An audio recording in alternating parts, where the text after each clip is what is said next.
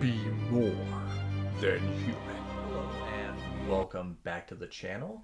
My name is Joseph Carroll. I write under the pen name J.R. Carroll. And today we are back with another Daniel Greene book. And this time we are in an entirely different series or different universe, depending on how he goes with this. But first we read The Lawful Times, the novella and the novel that he had within that book series. And now we are here with Neon Ghost, A Witch's Sin. Now, this book is kind of a mix smash of fantasy, cyberpunk, dystopian future, and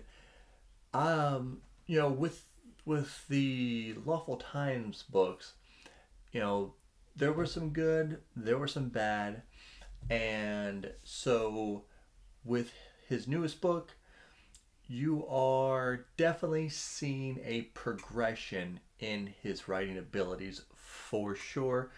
I will tell you some stuff that, I liked and some stuff I didn't like, but I will say this up front. I'm going to try to keep this mostly spoiler free, but there is more to like than to dislike in this book for sure. And so let's start off with kind of telling you about this world that he has created, and this is one of the best things about this book. So it is a heavily cyberpunk book.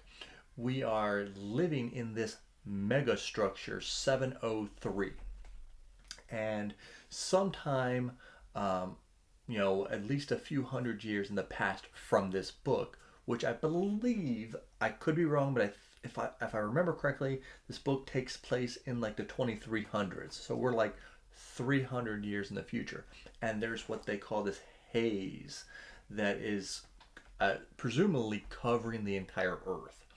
It most certainly is covering, this area, and it is like a mega structure. I guess you could think of it like, kind of like Judge Dredd, Joe here. Um, as I was going through this, and I don't know why I didn't say this, but also the thing that another movie that this really makes me think of is The Fifth Element. The visuals and everything inside The Fifth Element is heavily here. So I don't know if Daniel was influenced by The Fifth Element, but it very much fits the aesthetic. Back to the video. Dredd, but a little bit nicer, I guess, than Judge Dredd. Just giant building that is city upon city upon city, and I forget exactly how many floors they have. I don't know if it's 100 or 200 floors, but each floor is basically its own city. Um, and Daniel does a great job of really making these levels come to life. There's a level that's mostly like a party level, whatever type of thing brothels, clubs, whatever. And the way it's set up is kind of how you would think it would be set up, right? In a kind of a dystopian future, is the lower levels are the poorer levels, and the higher levels are for the rich people. And he really makes you feel that, as he makes it a big deal as our main character Taya goes down in levels. She lives, I believe, I want to say she lives in like level 54, I believe. So she's like middle class kind of. But yeah, you really feel the griminess of the lower levels. I mean, he really makes you feel that. And another thing he does really well here is he takes the things that we see, right? We see like things in our modern world that we kind of, well, this could be a problem if we don't do something. And he takes those and cranks them up 300 years, right? So the big thing throughout this entire book is ads, right? So there are ads on all the walls. There are ads, like drones are giving you ads. They like I think they can even project um, ads into your sleep. At one point, Taya opens her window, just opens her window to get fresh air or whatever, and a bot pops up and like starts feeding her, ads through the open window. It's like it's like an invitation. All right, it was like, well, you open the window, we can do it, and you're not allowed to mess with it. Um, as you make money, you can almost like YouTube, you can buy ad blockers. But they cost a lot of money, so only the rich people have them, or you really have to save up, and that has to be your thing. Um, yeah, he really harpens down on that, and really, it sounds horrible. It's not a place that you want to be. Um, and our character Taya, like, I I'm not saying that this book is a new adult book, but it really kind of it does give off that. I mean, because there's a lot of serious stuff in this book, and a lot of there's adult content in this book, but it does kind of like the writing style kind of gives you that new adult vibe. Just coming out of high school, college age stuff. A lot of like she's vaping. She's very like she's young, and she does drugs, and she kind of likes to party. But there's also reasons behind that, her trying to numb herself. And the characters that inhabit this world, there's some really cool characters that we see. She's trying to become an enforcer. Well, she is an enforcer, and she's trying to kind of become somewhat of a police officer at one point. And in this world, you can get these implants where they can like implant into your skin, make your skin real tough, make you stronger. You know, and another big thing is there's this thing called glow, where people will. She makes her eyes violet and they glow really, and it kind of can intimidate people and can kind of set you apart. People will put it on their skin, their fingernails, their hair, to make themselves glow and stand out from the crowd, because this world can kind of be bland, especially on the lower levels. It's a very bland existence. And there's not just one megastructure. There are other megastructures out there. And another reason why I think it's this haze covers the world is because at one point I believe I heard them say something about Europe, about the megastructures over in Europe. So seems to be a worldwide phenomenon, and stuff is not good to breathe in. Um, and also they're vampires. Now, Daniel, are you trying to encroach upon my vampire lore?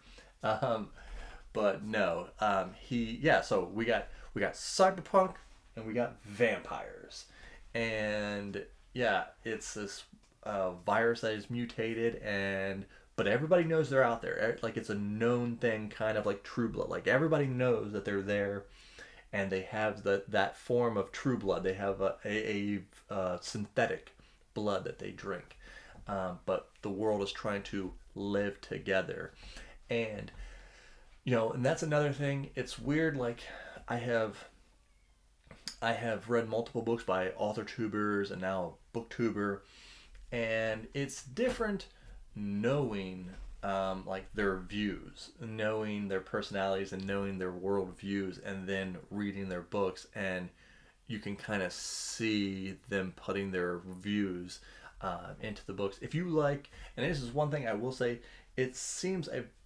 similar story to The Lawful Times. Just, better writing, different setting, but it kind of does seem like he has a lot of the same elements. So I will say, if you liked the idea, or if you liked his first two books at all, you will love Neon Ghost. If you like the ideas and the themes and stuff of The Lawful Times, but you were hoping for a little bit better writing, I think you will also like Neon Ghost because he kind of takes that same vibe and that same some of the same ideas and implants it in here, and it's just better. Um, there are some stuff like I said, um, you know, uh, not till it took me till towards the end of the book to really start liking our main character here, Taya, because you know I don't know. I mean, I'm not that old, but I feel old like reading this book because I'm like vaping and talks about like tattoo, doing those type like very young. I don't know if all young people are kind of that way, but I don't know. Maybe I'm just a boomer at heart, but a lot of that stuff I'm just like, yeah, that's not my. I probably wouldn't hang out with that person. But you know, that's Daniel's a little bit younger than me. That's the type of crowd that he's pushing this out to, and I assume Daniel's crowd's a little bit younger. Um, but yeah, his writing's better. Some of the dialogue and some of the scene jumps. That's the really I don't have a lot of negative to say about this book. Some of the scene jumps could have been done a little bit better. A lot of times, he'll and other authors do this too, so it's not just him. But you'll have where you're at the end of a chapter or something. They're talking about going somewhere, and then instead of describing that they're arriving at this place, it's like, oh, we're gonna go here, and then like a bar or something, and then just the next scene you know they're drinking and stuff, and you're already in there, you're in the moment and everything, which like it's just a preference of mine, I guess. um, but I really think if you like Cyberpunk, you're gonna like this. The lore is really cool. There's some really cool lore stuff that I really enjoyed, but I feel like it'll be a little bit of a spoiler, so I won't spoil that for you. But yes, if you liked his first books, you're gonna like it. If you like Cyberpunk, you're gonna like it.